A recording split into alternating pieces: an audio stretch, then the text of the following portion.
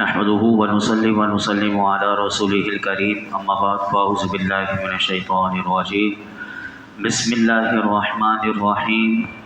مثل الجنة التي وعد المتقون فيها أنهار من ماء غير آسن وأنهار من لبن لم يتغير طعمه وأنهار من خمر لذة للشاربين وأنهار من عسل مصفى ولهم فيها من كل الثمرات ومغفرة من ربهم كمن هو خالد في النار وسقوا ماء حميما فقطع أمعاءهم۔ اس جنت کا حال جس کا پرہیزگاروں سے وعدہ کیا گیا ہے یہ ہے کہ اس میں خراب نہ ہونے والی پانی کی نہریں ہیں اور ایسے دودھ کی نہریں ہیں کہ جس کا مزہ نہ بدلے، اور ایسے شراب کی نہریں ہیں جو پینے والوں کے لیے سراسر لذت ہے، اور صاف شفاف شہد کی نہریں ہیں، اور ان کے لیے اس میں ہر قسم کے پھل اور ان کے رب کی طرف سے مغفرت ہے۔ کیا یہ جنتی اس کے برابر ہو سکتا ہے جو ہمیشہ آگ میں رہنے والا ہے اور انہیں کھولتا پانی پلایا جائے گا تو وہ ان کی آنتوں کے ٹکڑے ٹکڑے کر دے گا۔ اللہ اکبر۔ اس آیت کریمہ میں اللہ رب العالمین نے کل قیامت کے دن جنتیوں کو، پرہیزگاروں کو جو جنت عطا فرمائے گا، اس جنت کے 5 وصف اللہ رب العالمین نے اس آیت کریمہ میں بیان کیے، اور فرمایا کہ جس جنت کا پرہیزگاروں سے وعدہ کیا گیا ہے، جو اللہ نے وعدہ کیا ہے وہ سنو، اس کے اللہ تمہیں اوصاف تمہیں بتاتا ہے۔ فرمایا اس کا سب سے پہلا وصف یہ ہے کہ اس میں ایسے پانی کی نہریں ہیں کہ وہ پانی انتہائی لطیف ہے، نہ سڑتا ہے، نہ اس کی بو بدلتی ہے اور نہ اس کے ذائقے میں فرق آتا ہے۔ ایسے رب نے پانی کی نہریں جنت میں رکھی ہوئی ہیں۔ فرمایا دوسرا وصف اس جنت میں جو جنتیوں کے لیے ہوگی، اور فرمایا انہیں ایسی دودھ کی نہریں ان کے لیے رکھی ہوئی ہیں۔ آج انسان دودھ کے لیے کتنے غریب ہیں ایسے کہ نہیں، دنیا میں نہیں مل سکتا، لیکن دیکھیے میرے رب نے وہاں کیا انتظام کیا ہوا ہے۔ بندہ اس بات کو کبھی سوچا کرے، آج پانی کی قلت، انسان پانی جیسا ملنا چاہیے ویسا نہیں مل پا رہا، لیکن پھر بھی رب کا کرم ہے کہ جو مل رہا ہے، اور اگر اس کو لیبارٹری میں چیک کروایا جائے تو وہ صحت کے لیے ہمارا کتنا مضر صحت ہو۔ لیکن میرے رب کی جنت میں دیکھیے کہ پانی کا بھی وصف بتایا، اور دودھ فرمایا اس کی ایسی نہریں ہیں کہ وہ تو ایک تو وافر مقدار میں، یعنی کبھی ختم نہیں ہوگا۔ جنت کی جو نعمت ہے وہ کبھی ختم نہیں ہوگی، یعنی اتنی میرے رب کی نعمت ہے۔ فرمایا وہ دودھ کی ایسی نہریں ہیں کہ جس کا مزہ نہیں بدلتا، جبکہ دنیا کے دودھ کا حال یہ ہے، اس کے برخلاف ہے کہ اگر تھوڑی دیر میں گرم نہ کیا جائے تو وہ خراب ہو جاتا ہے، اور بھی بہت سے معاملات ہو جاتے ہیں۔ رب فرماتا ہے جنت کا دودھ خراب نہیں ہوگا، سبحان اللہ۔ اور فرمایا تیسرا وصف جو جنتیوں کو اللہ جنت میں عطا فرمائے گا، اس جنت کا اوصاف میں سے تیسرا وصف یہ بیان کیا کہ اس میں ایسی شراب کی نہریں ہیں کہ جو پینے والوں کے لیے خالص لذت ہی لذت ہوگی اس شراب میں، اور وہ دنیا کی شرابوں کی طرح ذائقے والی نہیں ہے، اور نہ جیسے دنیا کی شراب میل کچیل والی۔ فرمایا اس میں کوئی میل کچیل نہیں، اور نہ خراب چیزوں کی آمیزش ہے، نہ وہ سڑ کر بنی ہے۔ دنیا کی شراب بڑی گندگی سے بنتی ہے، لیکن فرمایا وہ سڑ کر نہ بنی ہے، اور نہ اس دنیا کی شراب پینے سے انسان کی عقل سلامت نہیں رہتی۔ فرمایا وہ جنت کی شراب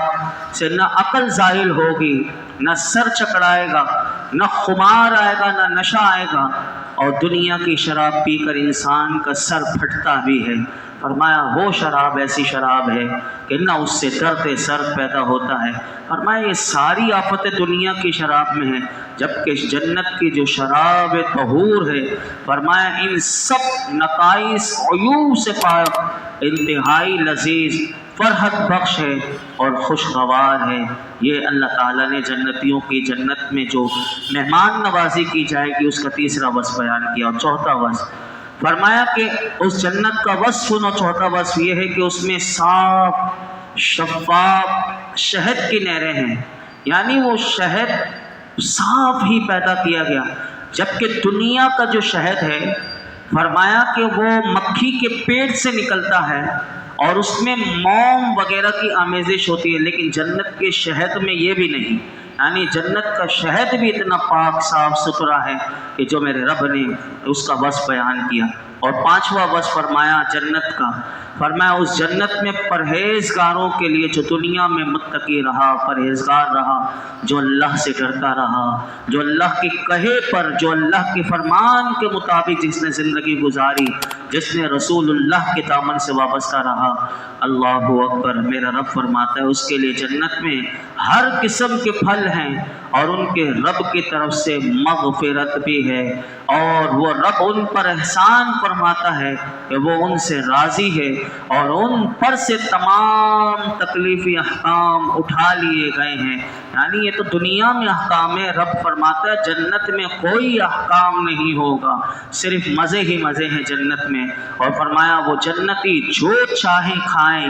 جتنا کھانا چاہیں گے کھائیں، وہاں کوئی ان کے لیے حساب نہیں ہوگا۔ اللہ اکبر، یہ سارے وصف بیان کر کے پھر فرمایا تو کیا ایسا سکھ چین والا شخص، یعنی اس سے زیادہ کیا سکھ ہو سکتا ہے جنت میں؟ فرمایا کیا اس کافر کے برابر ہو سکتا ہے کہ کل قیامت کے دن جو ہمیشہ کی آگ میں رہنے والا ہے اور انہیں پینے کے لیے پانی بھی کون سا ملے گا؟ میرا رب فرماتا ہے انہیں کھولتا ہوا پانی دیا جائے گا کہ جو پئیں گے تو ضرور، لیکن ان کے پیٹ میں جاتے ہی ان کی آنتوں کے ٹکڑے ٹکڑے کر دے گا۔ اللہ فرماتا ہے ہرگز یہ دونوں برابر نہیں، بلکہ ان دونوں میں، جنتی اور جہنمی میں، انتہائی فرق ہے۔ پھر اللہ تعالیٰ آگے کیا فرماتا ہے سنیے، فرمایا وَمِنْهُمْ مَن يَسْتَمِعُ إِلَيْكَ حَتَّى إِذَا خَرَجُوا مِنْ عِنْدِكَ قَالُوا لِلَّذِينَ أُوتُوا الْعِلْمَ مَاذَا قَالَ آنِفًا أُولَئِكَ الَّذِينَ طَبَعَ اللَّهُ عَلَى قُلُوبِهِمْ وَاتَّبَعُوا أَهْوَاءَهُمْ۔ اور لوگوں میں کچھ وہ ہیں جو تمہاری طرف کان لگا کر سنتے ہیں، یہاں تک کہ جب تمہارے پاس سے نکل جاتے ہیں تو علم والوں سے کہتے ہیں ابھی انہوں نے کیا کہا۔